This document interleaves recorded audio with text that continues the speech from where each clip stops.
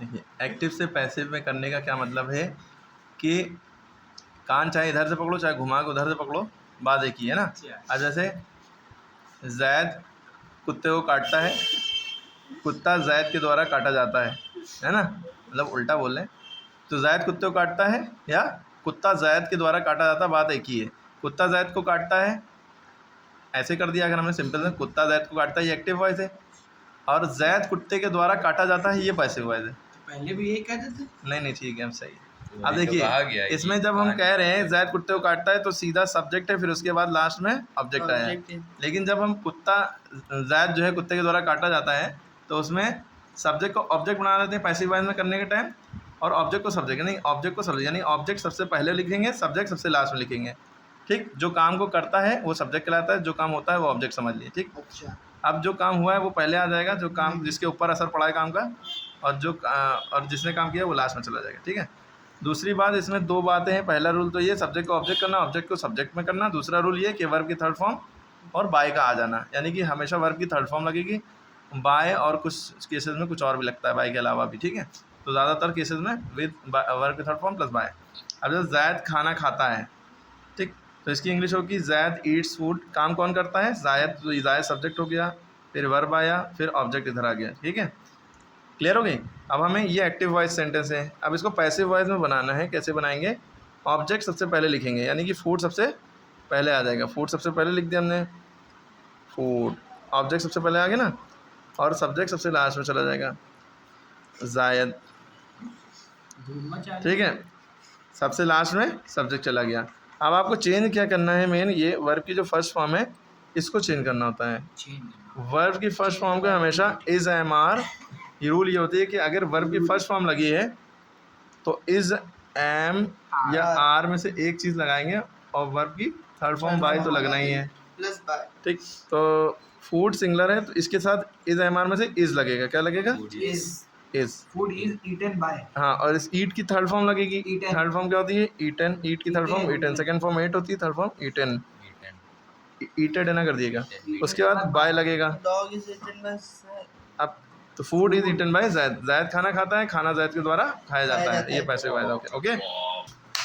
He writes a letter, अगला sentence, he writes a letter, वो पत्र लिखता है।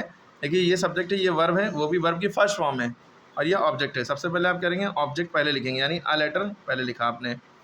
और हमने बताया कि जब वर्ब की फर्स्ट फॉर्म होगी, और सॉरी सब्जेक्ट पहले लास्ट में कर लिए, ही का हिम हो जाएगा, याद रखिएगा। आई होता तो मी हो जाता।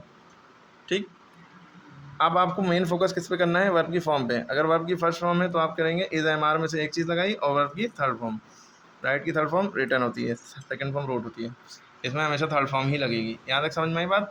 देखिए he is writing a letter, अब यहाँ पे देखिए इज़ आ गया। ठीक, यहाँ पे देखिए वर्ब की फर्स्ट फॉर्म थी, और यहाँ पे वर्ब की आईएनजी फॉर्म है। इज एम आर लगा है, वर्ब की आईएनजी फॉर्म। तो इसमें क्या रूल है? ये सब्जेक्ट है, ये पूरा वर्ब हो गया, वो भी वर्ब की आईएनजी फॉर्म, और ये ऑब्जेक्ट। सबसे पहले क्या लिखेंगे हम? A letter. ए लेटर, यानी ऑब्जेक्ट सबसे पहले लिखा, ए लेटर लिखा हमने। और जब इज एम आर लिखा है तो इस इज एम आर ही लिखेंगे। रूल क्या होता है? जब इज एम आर वर्ब की आईएनजी फॉर्म है तो इज एम आर ही लिखेगा, बस अपनी तरफ से बीइंग जुड़ जाएगा जिसमें आईएनजी लगा होता है। ठीक है, क्योंकि यहाँ आईएनजी लगा था इसलिए। तो ए लेटर सिंगलर है तो इसके साथ इज लगा। अगर लेटर्स होता है यहाँ पे, लेटर्स के आर हो जाता है। लेटर लिखा, इज लिखा, और इज एम आर में से इज लिखा, फिर बीइंग लिखना ज़रूरी है। तो बीइंग, बी इंग वाला बी होता है, एक डबल बी डबल एन, वो नहीं, वो हैज़ है होता है तब लगता है। इज एम आर है तो बीइंग लगेगा, ए लेटर इज बीइंग, फिर वर्ब की थर्ड फॉर्म, राइट की थर्ड फॉर्म होती है रिटर्न, फिर उसके बाद बाय लगना ही लगना है, फिर ये सब्जेक्ट लास्ट में ही का हिम हो जाएगा। क्लियर है? इसी तरह अगला है, इसी तरह ही वॉज राइटिंग लेटर सिमिलर, इस तरह इसी की तरह जब इज एम आर होगा या वॉज वर होगा और आईएनजी लगा होगा तो भी यही काम होगा। ए लेटर इधर आएगा, ये इधर जाएगा, वॉज वर को वॉज वर है तो वॉज ही वर लिखेंगे, अगर ये सिंगलर तो वॉज लगेगा, राइटिंग का राइटिंग ही लिखा रहा, और ही का हिम लास्ट में हो गया था।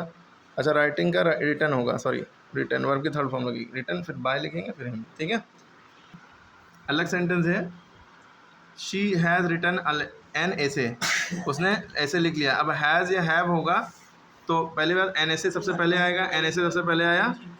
हैज़ या हैव लिखा था तो हैज़ या हैव ही लिखा रहा, उसके बाद बीन लगा दिया, the letter has been written by them.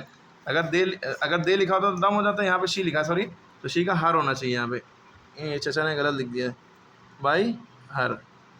क्योंकि हाँ शी है ना, शी का हर हो जाता है, दे का देम होता है। Okay, have they finish their food, उन्हें अपना खाना खा लिया। तो आप क्या करेंगे, क्वेश्चन वाला है ना, क्वेश्चन वाले में जो क्वेश्चन वर्ड है वो ज़रूर लिख लेंगे। हैव का हैव लिखा रहा, देयर फूड जो है देयर फूड जो है ऑब्जेक्ट था, ये सब्जेक्ट बन गया।